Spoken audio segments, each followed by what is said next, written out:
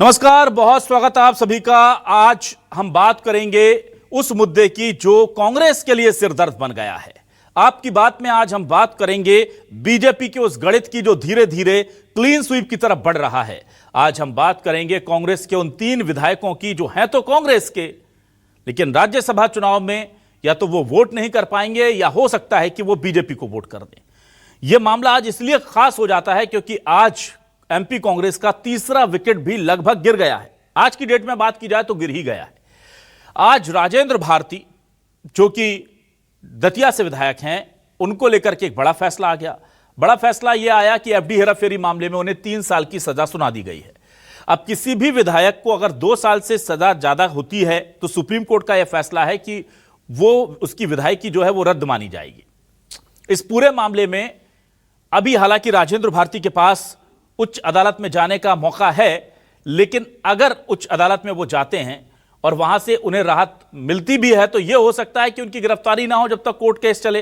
लेकिन चूंकि 3 साल की सजा मिल चुकी है तो राज्यसभा चुनाव में शायद अब वो वोट ना कर पाए। इस तरह के हालात बने हैं क्योंकि इससे पहले मुकेश मल्होत्रा के केस में लगभग ऐसा ही कुछ हुआ था। और उधर निर्मला सप्रे जो बीना से बीजेपी जो कांग्रेस की विधायक हैं कहने को तो, पर बीजेपी के साथ चली गई हैं, उनका मामला अलग कोर्ट में चल रहा है। अब दिग्विजय सिंह की राज्यसभा की सीट खाली होनी है। टोटल 3 सीटें खाली होनी है, 2 पर बीजेपी काबिज है, 1 पर कांग्रेस। यह जो फासला है जो दिग्विजय की सीट है, इसमें कांग्रेस और बीजेपी का हर दूसरे महीने कम होता जा रहा है। ऐसा लग रहा है कि बस अब शायद यह सीट कांग्रेस के हाथ से जाने के आसार बन गए हैं। तो क्या इस बार कांग्रेस की राज्यसभा यानी दिग्विजय की सीट उनके हाथ से जाएगी या फिर कांग्रेस अपनी सीट को बचा पाएगी? इसी मुद्दे पर करते हैं आज आपकी बात।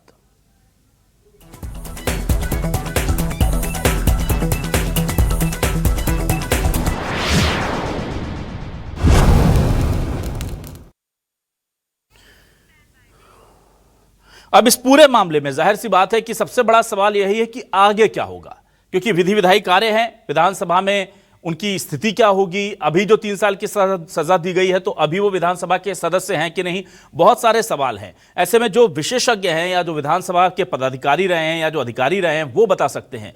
आइए हम देखते हैं कि इस पूरे मामले में जो एक्सपर्ट्स हैं उनका क्या कहना है। किसी भी यदि माननीय सदस्य को 2 साल या उससे अधिक की यदि सजा होती है तो वो विधानसभा की सदस्यता के लिए अयोग्य घोषित हो जाता है। लेकिन उसमें यह है कि यदि सजा को उच्च न्यायालय ने या ऊपर का जो कोर्ट है उसने यदि सजा को स्थगित कर दिया तो फिर वो डिस्क्वालिफिकेशन उसके समय के लिए स्थगित हो जाती है। तो 60 दिन तो मेरे ख्याल अधिकतम होगा, वो तो हमें लगता है तुरंत ही अपील करने की बात करेंगे।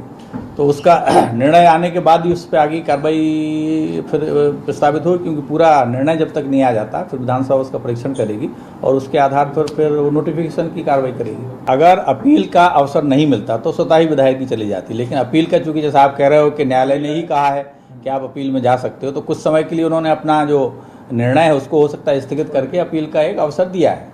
अब उस अपील में अगर इनको सेंटेंस यानी जो उनकी सजा हुई है, कन्विक्शन जो हुआ है, यदि वो स्टे नहीं होता है तो इनकी डिस्क्वालिफिकेशन की कार्रवाई।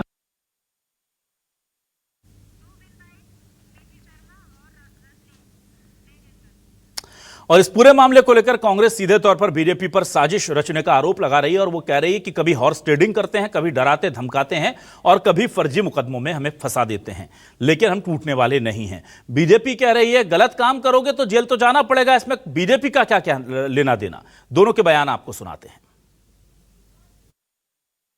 इनकी नज़र जरूर राज्यसभा सीट पे है तीसरी, लेकिन ये कुछ कर नहीं पाएंगे क्योंकि कांग्रेस यूनाइटेड है। इन्होंने पहले विधायक मल्होत्रा जी को वोटर राइट से बाहर किया है। अभी भारती जी जो दतिया से विधायक हैं, उनके खिलाफ लगातार जो वहाँ के पुराने प्रत्याशी थे नरोत्तम मिश्रा जी, वो लगे हुए थे और ये एक षड्यंत्र है। लेकिन षड्यंत्र फेल होंगे। कांग्रेस का जो कैंडिडेट है तीसरी सीट पर राज्यसभा में पूरी ताकत से जाएगा। कांग्रेस का कोई भी नेता इन षड्यंत्रों से डरने वाला नहीं। देखिए, अपराध करें कांग्रेसी, कोर्ट सुनाए सजा और इनके विधायक हो अयोग्य और आरोप लगाएं भाजपा पर, वाह रे कांग्रेस। यानी अपराध भी करोगे, सजा भी नहीं पाओगे और कोर्ट पर भी आरोप लगाओगे। भारतीय जनता पार्टी का लेना एक ना देना दो। अब जब आपके ही विधायक अयोग्य घोषित होते जाएं या होते जाएंगे, या आपके ही विधायक आपके नेतृत्व से बिछड़ जाएंगे, टूट जाएंगे, बट जाएंगे, और आप आरोप भाजपा पे लगाओगे, ये तो चल नहीं सकता, ये तो हो नहीं सकता। अभी राज्यसभा चुनाव का तो नोटिफिकेशन हुआ नहीं, तारीख आई नहीं, और जब तारीख आएगी तो तवारीख बन जाएगी। भारतीय जनता पार्टी ना कोई षड्यंत्र करती है और ना कोई कानून के साथ खिलवाड़ करती है। मुझे लगता है कांग्रेस को आईना देखना चाहिए और वो ये देखने का साहस जुटा नहीं पाते। आइए देखते हैं क्या है हमारे आज के सवाल लेकर आ रहे हैं आपके टेलीविजन स्क्रीन पर। ये रहे हमारे आज के सवाल आपके सामने। सवाल देखिए, एमपी में कांग्रेस का तीसरा विकेट भी गिरा। दतिया विधायक राजेंद्र भारती को मिली 3 साल की सजा। राज्यसभा सीट को लेकर कांग्रेस का गणित हुआ खराब। मुकेश मल्होत्रा, निर्मला सप्रे, राजेंद्र भारती ने बिगाड़ा हिसाब। दिग्विजय की सीट पर क्या बीजेपी करेगी कब्जा? फासला महज 5 वोट का बचा। राज्यसभा चुनाव में बीजेपी क्लीन स्वीप कर पाएगी? कांग्रेस के 5 विधायक पलटे तो दिग्विजय की सीट भी जाएगी? यह सबसे बड़ा सवाल है। और हम इसलिए कह रहे हैं पलटे क्योंकि राष्ट्रपति चुनाव में हुआ था। राष्ट्रपति चुनाव में कांग्रेस के कई विधायकों ने बीजेपी के कैंडिडेट को वोट कर दिया। अब ऐसा खेला अगर यहां हो गया तो भाई ये तो बड़ी दिक्कत हो जाएगी, और ये दिक्कत पार्टी की बड़ी तोहमत कराएगी। और तोहमत कराने से भी ज्यादा दिक्कत तो यह है कि कमजोर राज्यसभा में पार्टी होती जाएगी, एक सीट अगर उसकी जाती है तो। ऐसे में सवाल यही है कि अब आखिरकार निदान क्या है या भविष्य में क्या होगा। और इस पर ज्यादा बात करने के लिए मेरे साथ कुछ खास मेहमान जुड़ रहे हैं। सीधे रुख कर लेता हूं उन मेहमानों का। हमारे साथ निशांत बिसेन जी जुड़ रहे हैं, बीजेपी से वरिष्ठ नेता प्रवक्ता, उनका स्वागत करता हूं। मेरे साथ अमित तावरे, प्रवक्ता, कांग्रेस से वरिष्ठ नेता जुड़ गए, उनका स्वागत करता हूं। वरिष्ठ पत्रकार के तौर पर विनोद शर्मा जी हमारे साथ जुड़े हैं, और देश के जाने माने सुप्रीम कोर्ट के वकील, संविधान विशेषज्ञ संजय चड्ढा जी हमारे साथ जुड़ गए हैं, उनका बहुत स्वागत करता हूं। सबसे पहले मैं इस पूरे मामले को लेकर के अमित जी आपके पास आता हूं। अमित जी देखिए, ये जो तीनों मामले हैं, निर्मला सप्रे ये डाइवर्ट हो गई कांग्रेस से बीजेपी की तरफ, ये हमें दिख रहा है कि लगातार वो उधर जा रही हैं। हालांकि कोर्ट में उनके वकील कह रहे हैं कि वो तो कांग्रेस के साथ ही हैं। रही बात मुकेश मल्होत्रा जी की, तो वो टेक्निकल फॉल्ट था जो आपके फॉर्म भरते वक्त हुआ आप लोगों से, उसमें बीजेपी का लेना देना कहां से आ गया सर? और रही बात तीसरे इस मामले की, तो ये तो राजेंद्र भारती उस वक्त किस पोजीशन पे थे, कहां थे? बीजेपी को क्या पता था कि 2014, 15, 16 में उनकी एफडी का क्या होगा, क्या नहीं होगा? उसमें कहां से ये आ गए? क्या आपको लगता है कि इस केस को जो बेस था, बेस तो आप लोगों की गलतियों पर दिख रहा है साफ तौर पर इस बेस को केस में कन्वर्ट करके और यहां तक लाने में वहां पर बीजेपी की कोई साजिश आपको दिख रही है?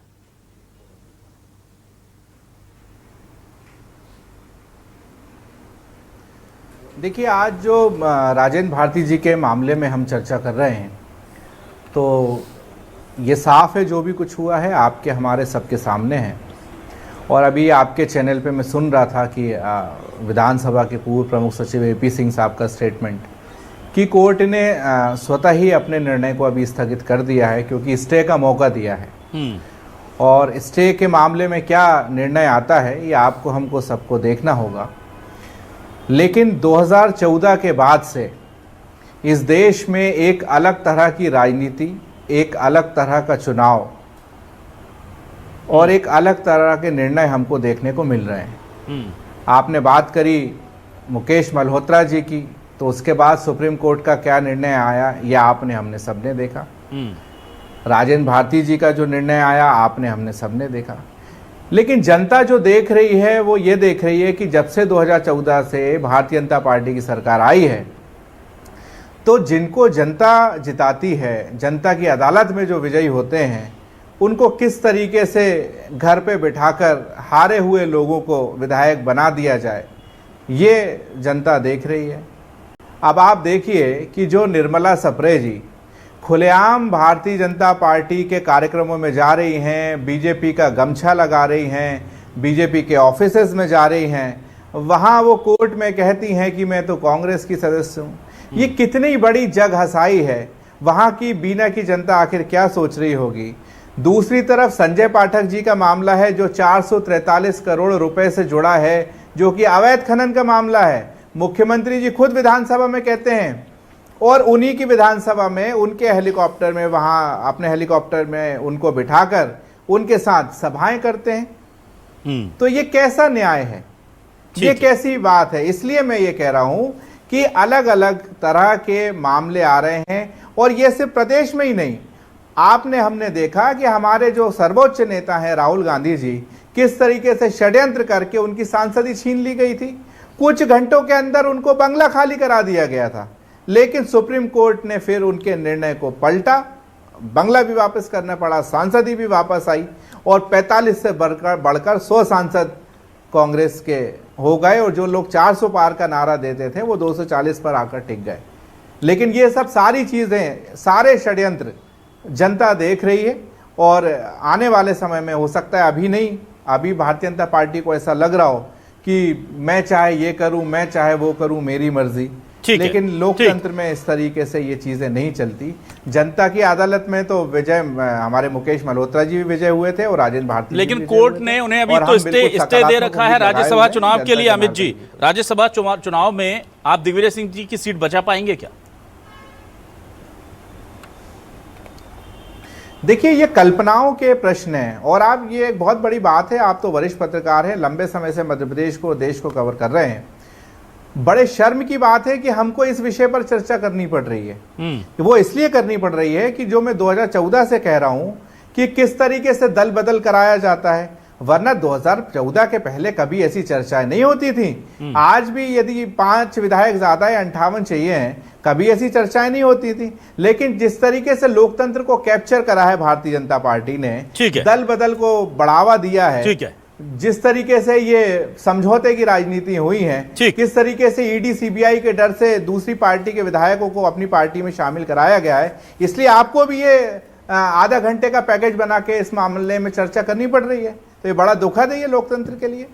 ठीक है, चलिए मैं जल्दी से आ जाता हूं निशांत जी आपके पास। निशांत जी, ये देखिए, बार बार आरोप आप पर लगते हैं कि साम दाम दंड भेद, हर व्यवस्था का जो है वो आप फायदा उठा करके चाहते हैं कि कैसे भी हम इनको अपनी तरफ खींच लें और ताकत बढ़ानी है अपनी।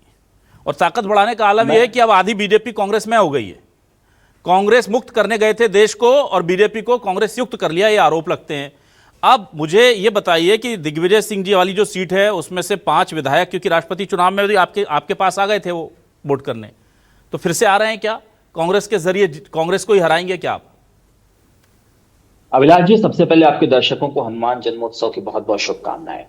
आज एक महत्वपूर्ण फैसला सुनाया गया है 1998 के मामले में। मैं बड़ा हतप्रभ हूं कि इसमें बीजेपी की बात आखिर क्यों हो रही है। कांग्रेस के विधायक का मामला है। 2015 में एक बैंक ने आरोप लगाया, गबन का, धोखाधड़ी का, जालसाजी का मामला दर्ज करवाया। उसके बाद ये मामला कोर्ट में गया। खुद अक्टूबर 2025 में जो राजेंद्र भारती जी हैं, वो उन्होंने सुप्रीम कोर्ट से आग्रह किया कि मध्य प्रदेश से बाहर इस मामले को ले जाया जाए, तो ये दिल्ली के कोर्ट में गया, एमपी एमएलएस कोर्ट में। अब उसके बाद उसी कोर्ट ने फैसला सुना दिया, पहले दोषी करार दिया, 3 साल की सजा सुना दी। तो इसमें भरा भारतीय जनता पार्टी कहां से आ गई? और कोर्ट ने ये टिप्पणी की है कि दस्तावेज झूठ नहीं बोलते, यानी ये साफ होता है, ये प्रमाणित होता है कि भ्रष्टाचार किया गया, किसी तरह के गबन और जालसाजी की कोशिश की गई।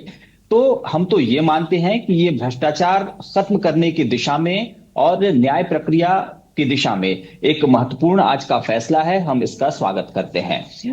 मैं हमेशा इस बात को मानता हूं कि भारतीय जनता पार्टी शुचिता की राजनीति करती है। दूसरे विधायकों के इन्होंने नाम लिए, भारतीय जनता पार्टी का इन सब बातों से क्या लेना देना? आप अपराध करते हैं और उसकी सजा पाते हैं, इसमें भला हम कहां आ गए? अगर आप विजयपुर की बात करें, विजयपुर में आपने अपने आपराधिक मामले अपने एफिडेविट में छिपाए, इस बात के लिए कोर्ट ने आपको कन्विक्टेड किया। आप सुप्रीम कोर्ट गए, वहां से आपको राहत मिली। तो ये आपके कोर्ट के बीच का मामला है और इसमें हमारा कोई लेना देना नहीं है। निर्मला सप्रे वाले मामले में भी मैं स्पष्ट कर दूं कि 20 अप्रैल को उसकी भी सुनवाई होगी, उसमें भी जो कोर्ट बोलेगा वो हम सबको स्वीकार होगा। तो कांग्रेस अपनी गलतियों को छिपाने के लिए भारतीय जनता पार्टी पर आरोपों का सहारा न ले।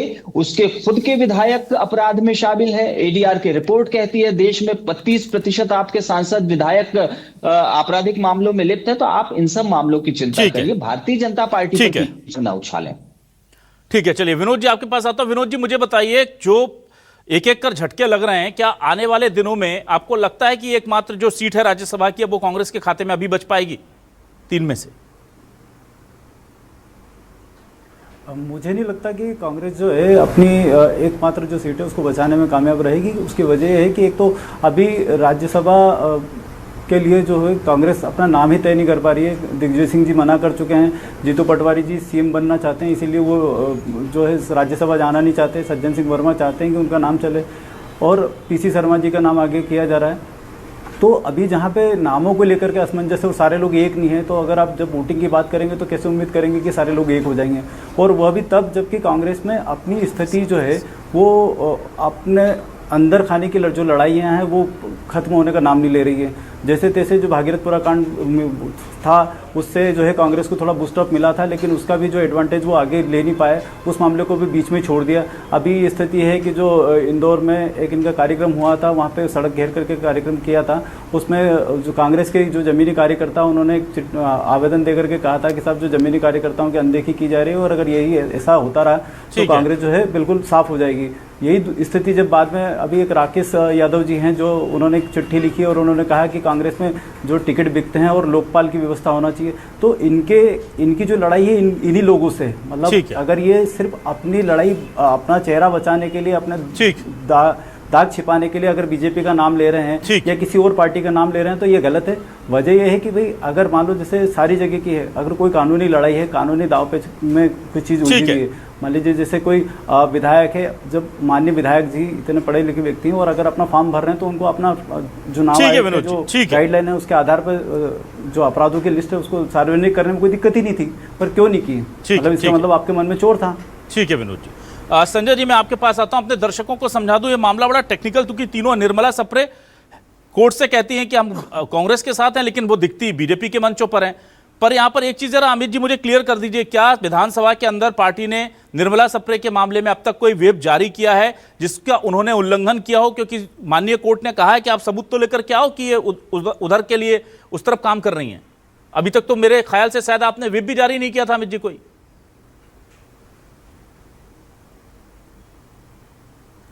देखिए, जब सारी चीजें स्पष्ट हैं, जब वो गले में पट्टा डालकर स्टेज पर जा रही हैं, मुख्यमंत्री जी के 2-2 प्रोग्राम हो रहे हैं बीना में, आपको क्या कभी उस घटना के बाद कभी वो प्रदेश कांग्रेस कार्यालय में दिखी? ना वो तो भारतीय जनता पार्टी कार्यालय में जा रही हैं। लेकिन निर्मला जी के साथ साथ भारतीय जनता पार्टी में इतनी हिम्मत क्यों नहीं हो पा रही कि नरेंद्र सिंह तोमर जी जो कि विधानसभा अध्यक्ष हैं उनको अयोग्य घोषित करें और चुनाव वहां पर कराएं? आप एक चीज दूसरी बात, अभी भारतीय जनता पार्टी आपने व्हिप जारी क्यों नहीं किया जब आपको पता था? 10 सेकंड पर ना मेरा सवाल का जवाब नहीं दे रहे हैं। की बात का जवाब दे दूं मैं जी। नहीं अभी आप दोबारा आइएगा। ना उसके जवाब के लिए नहीं, अभी मैं संजय जी के पास आऊंगा। ये कहा अमित जी अभी मैं जवाब सवाल नहीं ले रहा हूं, अभी मैं आपसे एक सवाल कर रहा हूं, मैं आपको सेकंड राउंड में उसका जवाब का मौका दूंगा। आप मुझे बताइए आपने व्हिप जारी किया था या नहीं, बस मैं ये जानना चाहता हूं ताकि वो ऑन रिकॉर्ड आ जाए चीजें कि विधानसभा के अंदर हमारी कथित तौर पर जो कांग्रेस की सदस्या हैं वो हमारा साथ नहीं दे रही हैं, जो कोर्ट कह रहा है सबूत ला दो। अब भाई मुख्यमंत्री के कार्यक्रमों में तो हो सकता है ना कि कोई भी विधायक जा सकता है, उसमें क्या गलत है, जनप्रतिनिधि है वो, लेकिन ऑन रिकॉर्ड भी तो दिखाना पड़ेगा कि वो उधर हैं। आप व्हिप की बात कर रहे हैं। विधानसभा अध्यक्ष को हमारे नेता प्रतिपक्ष 18 बार लिखकर दे चुके हैं। आपके लिखने से क्या होता है भाई, मैं ये कह रहा हूं वो विधायक उधर है, उसका सबूत दिया है। कहा कि इस मामले में इतनी देरी क्यों जा रही है। ठीक है, संजय चड्डा जी के पास आता हूं। बात यह है कि मुख्यमंत्री के कार्यक्रम में कोई भी विधायक जा सकता है, लेकिन यदि कोई विपक्षी दल का नेता है तो वो भारतीय जनता पार्टी का पट्टा नहीं पहन सकता। ठीक है, चलिए ठीक है, मैं संजय चड्डा जी के पास आता हूं। ना ये ठीक है, आपकी ये बात है नैतिक तौर पर ठीक है अमित जी, नैतिक तौर पर ठीक है, कानूनी तौर पर ठीक है कि नहीं। मैं संजय जी के पास आता हूं। संजय जी एक मिनट, अमित जी एक मिनट, संजय जी आपके पास आता हूं। संजय जी, एक विधायक हैं जो कथित तौर पर कांग्रेस की हैं पर कांग्रेस के साथ नहीं रहती, वो बीजेपी के कार्यक्रमों में जा रही है, कांग्रेस से दूरी बना ली। ये बार बार वो विधानसभा अध्यक्ष के लिए विपक्ष पार्टी कह चुकी कि इन पर दल बदल कानून जो है उसको लागू करके इनकी सदस्यता रद्द कीजिए, वो नहीं की जा रही। पार्टी हाईकोर्ट जाती है, हाईकोर्ट के पूछता है कि आपने कोई व्हिप जारी किया या ऐसा कोई सबूत ला के दीजिए जो ऑन रिकॉर्ड ये साबित करता हो कि ये आपके साथ नहीं है। एक तो ये है, इसमें गलती ये हो गई पार्टी से कि इतने दिनों से वो 17 बार बता रहे हैं चिट्ठी लिखी, लेकिन एक भी मामले में व्हिप जारी नहीं किया विधानसभा के अंदर, कि कर देते तो क्लियर हो जाता। अब वो क्या डर था वो हमें नहीं पता, तकनीकी डर कोई ना कोई होगा, हमसे बेहतर समझते हैं वो। दूसरा, मुकेश मल्होत्रा का केस में आपने डिबेट मेरे साथ उस दिन आपने वक्त दिया था कि मुकेश मल्होत्रा को कहा है कि इनकी विधायकी तो नहीं जाएगी, पर ये राज्यसभा में ना तो इलेक्शन में वोटिंग कर पाएंगे, ना इनको वेतन मिलेंगे, ना भत्ते मिलेंगे, ना ही विधायक निधि का ये उपयोग कर पाएंगे। तो वो हैं भी विधायक पर किसी काम के नहीं रहे पार्टी के लिए। और आज तीसरा राजेंद्र भारती जी का मसला हो गया, जिसमें कोर्ट ने उन्हें 3 साल की सजा दे दी है और एक अपील करने का वक्त दे दिया है।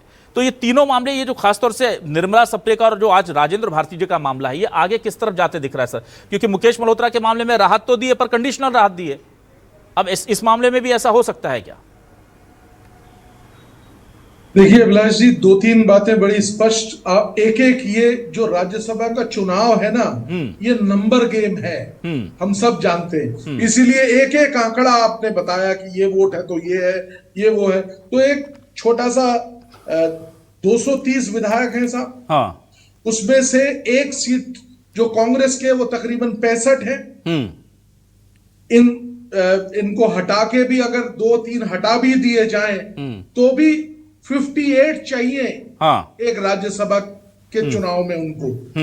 वो मुझे लगता है वो अगर अभी तक दखलंदाजी नहीं है तो वो स्पष्ट रूप से उनको मिलना चाहिए। लेकिन आपकी बात चुरा रहा हूं, आपने बड़े स्पष्ट शब्दों में कहा था कि राष्ट्रपति चुनाव में 19-20 ऐसे विधायक थे जिन्होंने क्रॉस वोटिंग कर दी थी, भारतीय जनता पार्टी को वोट कर दिया था, इसलिए भय है। अब मैं आपको बताता हूं लीगल प्रोपोजिशन क्या है जी। देखिए साहब, एंटी डिफेक्शन लॉ है, 10th शेड्यूल है, उसमें यह कहा जाता है कि अगर कोई जो व्हिप जारी किया उसके खिलाफ वोट करता है तो व्हिप का उल्लंघन करता है तो एंटी डिफेक्शन लॉ में उसे बाहर किया जा सकता है। ऐसा ही सवाल जो पहली एक मुझे मालूम नहीं क्या नाम था, बीना जी था, हाँ, निर्मला सप्रे, बीना से विधायक हैं, बीना जगह का नाम है, वहां से निर्मला जी यहाँ जी। तो उनपे यही सवाल हाई कोर्ट ने पूछा, भाई कोई व्हिप का इन्होंने उल्लंघन किया है, वहां पे कांग्रेस शांत हो गई। आप ही के शब्दों से मुझे पता चला जी। अब क्या है, 2017 में एक बड़ा क्लैरिफिकेशन आया था कि राज्यसभा के जो चुनाव हैं उनमें ये व्हिप का मानना ना मानना और 10th शेड्यूल का लागू होना, एंटी डिफेक्शन लॉ का लागू होना नहीं होता है, नहीं लागू होता है। एक और इसके अलावा एक कुलदीप नैयर का केस था, उसमें भी इस चीज को बहुत स्पष्ट रूप से कहा था। और तभी आजकल जो मेजॉरिटी ऑफ प्लेसेस हैं, एक आर के आनंद का भी केस था चंडीगढ़ में, जहां पे वो भी इसी वजह से हार गए थे, जबकि कांग्रेस के एमएलए ज्यादा थे, उनको वोट नहीं दिया और क्रॉस वोटिंग होकर जी टेलीविजन के जो ओनर है वो उनको मेंबर, सुभाष चंद्रा वहां के मेंबर बन गए थे, क्रॉस वोटिंग हुआ था। तो कहने का भाव ये है कि इसीलिए वो बार बार आजकल लोग ये पार्टीज जो है वो कहती हैं अंतरात्मा की आवाज के आधार पर दीजिए, और अंतरात्मा की आवाज को समझाने के लिए भारतीय जनता पार्टी के पास अच्छी ताकत है, वो समझा देती है कि अंतरात्मा की आवाज क्या है। ऐसा निहित हुआ है कुछ जगहों पे, इसलिए मैंने ऐसा शब्द का प्रयोग किया जी। पिछले कई चुनावों में अभी आपने देखा कुछ दिन पहले हरियाणा में भी यही हुआ था, बड़ा मुश्किल से कांग्रेस के कैंडिडेट जीत पाए मेरा जी जी। राजेंद्र तो कहने के बाद, क्योंकि यहाँ पे व्हिप लागू नहीं होती, इसलिए ये अंतरात्मा की आवाज पे चुनाव होता है, इसलिए एमएलएस के बहक जाने का भय रहता है। अब क्रक्स ये जी, राजेंद्र भारती का मामले में आपको लगता है क्या कोर्ट से, क्योंकि यहां 3 साल की सजा दी गई है सर, स्टेब्लिश हुआ है कि उन्होंने माताजी के नाम की एफडी में जो समय था वो 3 साल से बढ़ा करके 12-15 साल तक उसका ब्याज का फायदा उठाया, ये कथित तौर पे चीजें साबित हो गई हैं। अब अगर तुरंत राज्यसभा चुनाव चूंकि तुरंत होना है, तो क्या वहां भी कंडीशनल राहत ही मिल पाएगी, रिलीफ मिल पाएगा कंडीशनली उनको? देखिए, बहुत स्पष्ट शब्दों में एक लाइन का जवाब है इसका जी। अगर जो अपर कोर्ट है, हाई कोर्ट है, जहां पे इसकी अपील जाएगी, वो जो ऑर्डर है उसको स्टे कर देते हैं तो वो विधिवत तरीके से चुनाव में पार्टिसिपेट कर सकते हैं। अगर स्टे हो जाता है ऑर्डर और कंडीशनल स्टे होता है कि आप नहीं जा सकते, मुझे लगता है कि कंडीशनल स्टे नहीं होता है। प्राइमरली वो अगर आपको स्टे करना है तो फुल स्टे ही करके उनको परमिशन दी जाएगी पार्टिसिपेट करने की। संजय जी, यहां पर एक छोटा सा तकनीकी चीज और मैं पूछना चाहूंगा। यह मामला चल रहा था मध्य प्रदेश में, राजेंद्र भारती ने कहा कि भाई हमें बाहर की कोर्ट में जाना है, दिल्ली की एमपी एमएलए कोर्ट में आया और वहां से अब यह हाईकोर्ट जाएगा, तो यह क्या मध्य प्रदेश के हाईकोर्ट जाएगा या दिल्ली हाईकोर्ट जाएगा, यह थोड़ा और स्पष्ट कर दें। क्योंकि इसमें जो निर्णय है वो यहाँ का है, दिल्ली में एमपी एमएलए कोर्ट का है, तो मुझे ऐसा प्रतीत होता है कि ये दिल्ली हाई कोर्ट में जाना चाहिए। ठीक है, चलिए मैं अमित जी आपके पास आता हूं। अमित जी, यहां पर अब देखिए दिक्कत यह है कि सबूत जुटाने हैं एक तरफ आपको, दूसरी तरफ ये जो बात कर रहे थे बार बार कि अंतरात्मा की आवाज सुन लेते हैं विधायक, उसको लेकर के आश्वस्त आपको भी होना होगा। आप कितनी भी तोहमतें लगा दीजिए कि हमारे घर में सेंध लगा दी, पर जब हमारे ही सिक्के खोटे हैं भाई तो हम क्या करेंगे। अमित जी, ये तो हमारी कमजोरी है। और आप बोल रहे हैं कि बीजेपी लगातार ये कर रही है, वो बिल्कुल उस आपके आरोपों में दम है, मैं आपके साथ सहमत हूं कि आपके आरोपों में दम है, लेकिन अभी तो स्पष्ट स्थिति दिख रही है ना कि यहां पर तो 3 तो आपने हिट विकेट खुद ही हो गए, यहां तो उनका कुछ था ही नहीं। तो यहां अब अगले जो 5 कैंडिडेट्स हैं आपके, या 5 विधायक हैं, उनको संभाले रखने के लिए क्या रणनीति है। देखिए, यदि आप मेरी उस बात से सहमत हैं तो आप इस बात से भी सहमत होंगे कि ये तो जमानों से चलता आया है। पृथ्वीराज चौहान जी के समय भी जयचंद जैसे गद्दार हुआ करते थे। तो यदि आज भी बिकाऊ विधायक हैं तो जो बिकाऊ है वो बिकेगा और जो टिकाऊ है वो टिकेगा। जो इस गांधीवादी विचारधारा में हमारे साथ हैं वो हमारे साथ रहेंगे, और यदि वो समझौता करके आत्मसमर्पण करके भारतीय जनता पार्टी में या कहीं और जाना चाहें तो वो लोग जाएंगे। तो ये तो पहले से होता आया, इसकी कोई मशीन नहीं हो सकती कि कोई ऐसी मशीन हो कि हम पहले जांच कर लें। दूसरा 10 सेकंड और दीजिएगा कि भारतीय जनता पार्टी के मेरे मित्र ने कहा कि शुचिता की राजनीति, अरे आर्थिक मामले में तो आपको कहने का हक ही नहीं है। आपका तो पार्टी के राष्ट्रीय अध्यक्ष बंगारू लक्ष्मण कैमरे पर रिश्वत लेते हुए पकड़े गए थे, और अभी आपके संजय पाठक जो कि विधायक हैं, 443 करोड़ रुपए का मामला है। विधानसभा में मुख्यमंत्री जी ने खुद कहा था, और ऐसी शुचिता कि वहां कटनी में मुख्यमंत्री उनके साथ मंच शेयर कर रहे हैं। ये आपकी शुचिता की राजनीति है। ये सब के सब भारतीय जनता पार्टी की कथनी करनी में जो अंतर है, ये आप और हम सबके साथ साथ देश की जनता भी देख रही है। ठीक है, निशांत जी आपके पास आता हूं। निशांत जी, देखिए यहां पर राज्यसभा की चुनाव के लिए कहा जा रहा है कि बहुत प्रेशर है, और ये इनके प्रकारेण आप लोगों को या संगठन को ये कहा गया है कि भाई कैसे भी करके हमको ज़्यादा से ज़्यादा सीट लानी है, क्योंकि उतनी ताकत है नहीं इस वक्त आपके पास कि आप तमाम बिल या जो आप कानून पास कराना चाहते हैं वो करा लें। तो क्या अब हम ये मान के चलें कि जैसे राष्ट्रपति चुनाव में अंतरात्मा की आवाज़ आपकी तरफ बोल गई थी, और वो होता है जो सत्ता में होता है उसी की तरफ बोलती है अंतरात्मा की आवाज़, उल्टा नहीं होता कभी। जहाँ मलाई होती है वहीं पर लोगों की अंतरात्मा, अच्छा ये बड़ा अजीब बात है कि जो पावर में होता है केवल उसी की तरफ झुकते हैं लोग। कभी ऐसा भी तो हो जाए कि भाई मैं पावर में मेरी पार्टी है लेकिन मेरा मन है कि कांग्रेस का कैंडिडेट सही है उससे वोट कर दूं, ये कभी नहीं होता। तो ये अंतरात्मा किस तरफ जाती है सबको पता है। तो अब आप मुझे ये बताइए कि क्या आप कांग्रेस के विधायक जो हैं आपके संपर्क में है, मैं सीधे तौर पर पूछता हूं बिना लाग लपेट के, कुछ व्यवस्था बनी है? क्योंकि ये टेक्निकली गलत नहीं है, टेक्निकली तो ये सही है, कर सकते हैं। अभी हमारे संजय चड्डा जी ने बता दिया कि आपको छूट है पूरी कि भाई कोई इधर भी वोट कर सकता है उधर भी कर सकता है।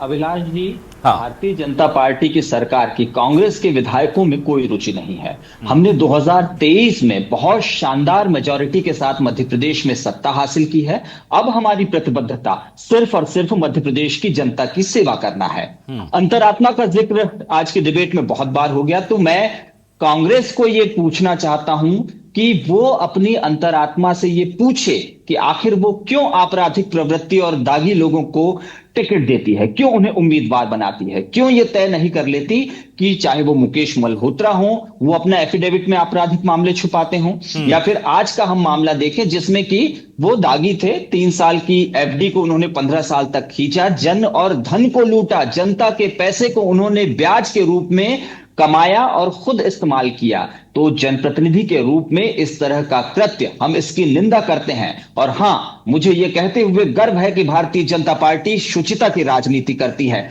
और जो प्रतिमान हमने स्थापित किए हैं यही वजह है कि 2014, 2019 और 2024 में देश में शानदार बहुमत के साथ भारतीय जनता पार्टी की सरकार बनी। देश के ज्यादातर राज्यों में भारतीय जनता पार्टी की सरकारें हैं और उन राज्यों के लोग गर्व से डबल इंजन की सरकार के विकास कार्यों को होते देख पा रहे हैं। ये कांग्रेस की अपनी खामियां है। हमने हाल के राज्यसभा चुनाव में देखा, चाहे ओडिशा रहा हो, बिहार रहा हो, हरियाणा रहा हो, महाराष्ट्र रहा हो, यहाँ क्रॉस वोटिंग हुई, तो ये आपकी खामी है। आप इसे हम पर क्यों थोप रहे हैं? आपके तीन विधायक डिस्क्वालिफिकेशन के कगार पर खड़े हैं, तो ये आपकी खामी है। ठीक है, हम क्या कर सकते हैं? लेकिन अपनी कमियों का रोना आप बंद कीजिए और भारतीय जनता पार्टी पर आरोप मत लगाइए। ठीक है, मैं जल्दी से आ जाता हूं। हमारे वरिष्ठ पत्रकार हमारे साथ जुड़े हुए हैं विनोद जी।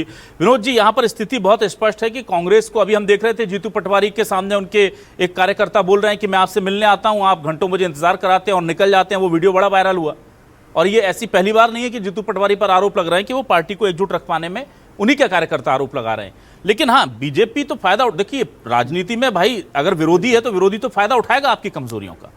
अब क्या ये बार बार जो लगातार हार मिल रही है कांग्रेस को, अगर राज्यसभा चुनाव की सीट में भी हाथ से निकलती है तो इससे क्या जीतू पटवारी की जो परफॉर्मेंस जो अभी तक बहुत पुअर चल रही है उस पर, उनकी भूमिका पर भी सवाल उठेंगे और क्या पार्टी विकल्प पर फिर विचार कर सकती है, ऐसा आपको लग रहा है, या अभी कोई ऑप्शन नहीं है जीतू पटवारी के अलावा कांग्रेस के पास?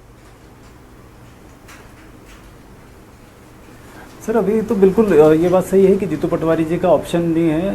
वजह यह है कि एक जिस तरीके से सीनियर जो कांग्रेस नेता हैं उनको पार्टी ने साइड कर दिया है और जीतू पटवारी जी पे भरोसा जताया, और वो भी तब जताया था जबकि वो एक मधु वर्मा जी से बुरी तरीके से हारे थे और उतने चुनाव से, मतलब उतने वोटों से हारे जितना कि पिछले 3 चुनाव में इनका अंतर नहीं था।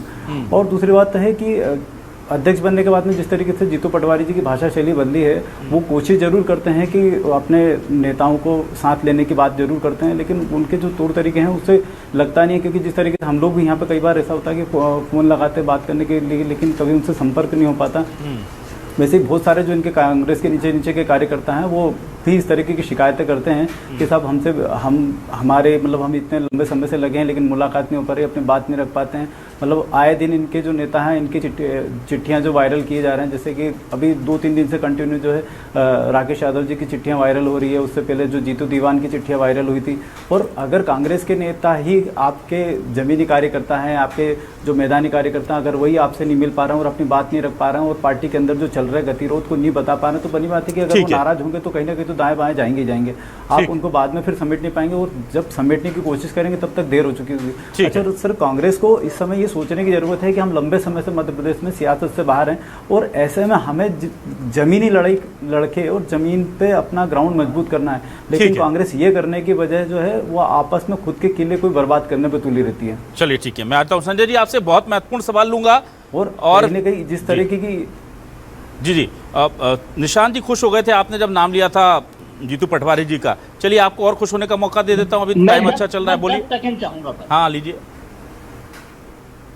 मुझे एक्चुअली वो राहुल गांधी जी का स्टेटमेंट याद आ गया, मैं उसको कोट करना चाहूंगा। कांग्रेस में ये स्थितियां इसलिए बन रही हैं क्योंकि यहाँ पर रेस के घोड़े बारात में जा रहे हैं, बारात के घोड़े रेस में जा रहे हैं और लंगड़े घोड़े शायद अब विश्राम स्थली का इंतजार कर रहे हैं। तो इन्हीं सब परिस्थितियों के कारण कांग्रेस में ऐसी स्थिति बन रही है। अमित जी लीजिए, आप भी 10 सेकंड ले लीजिए, संजय चड्डा जी से फाइनल कमेंट लूंगा।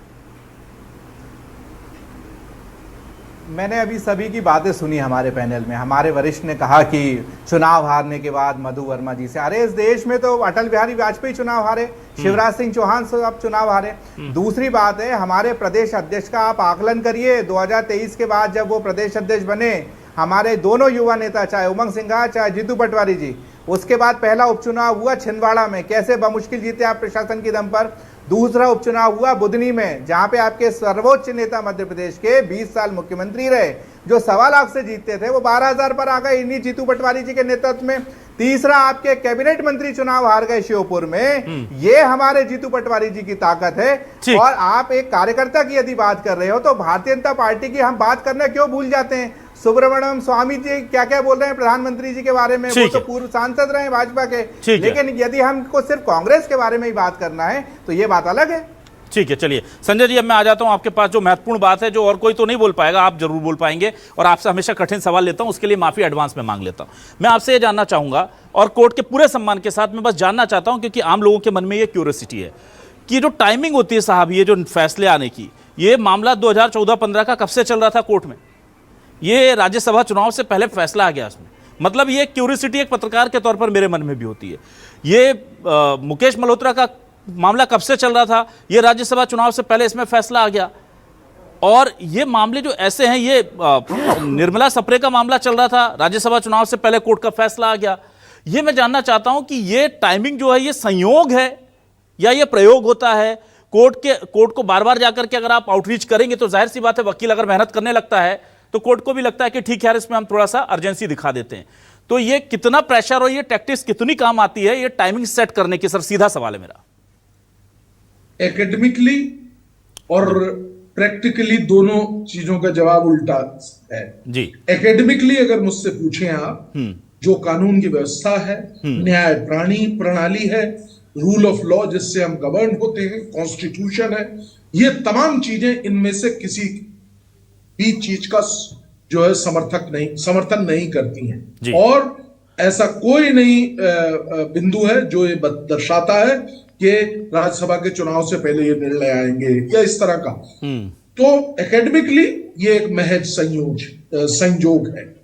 लेकिन अब प्रैक्टिकली मैं अगर उसका जवाब देने के लिए आप मुझे कहेंगे तो मैं ये कहूंगा कि ये दुर्भाग्य है कि इस तरह की चीजें हो रही हैं। और ये अगर ये बार बार कहने का 2014 का निर्णय अब 2026 में आ रहा है, कहां हम लोग, ये किस जगह पे? और अभी ये प्रथम जो है वहां पे है, फर्स्ट कोर्ट में है, फिर सेकंड में जाएगा और सुप्रीम कोर्ट, मतलब पूरा जीवन इसी में लग जाएगा। तो कानूनी दावपेचों में ही खेलते रहेंगे। जिसकी सत्ता होगी उसके लाभ होंगे, वो इनके लाभों को लेने में कोई गुरेज नहीं करेगा। और मुझे ऐसा लगता है कि ये देश के लिए अच्छा नहीं है, ये राष्ट्र के लिए अच्छी बात नहीं। जी, बहुत शुक्रिया, आपने इतनी ईमानदारी और साफगोई से पूरी बात रखी। मैं शुक्रिया अदा करूंगा हमारे सभी मेहमानों का, विनोद जी आपका, निशांत जी आपका, अमित जी आपका और संजय चड्ढा जी आपका भी इस डिबेट में अपना समय देने के लिए। दर्शकों का भी शुक्रिया। नमस्कार।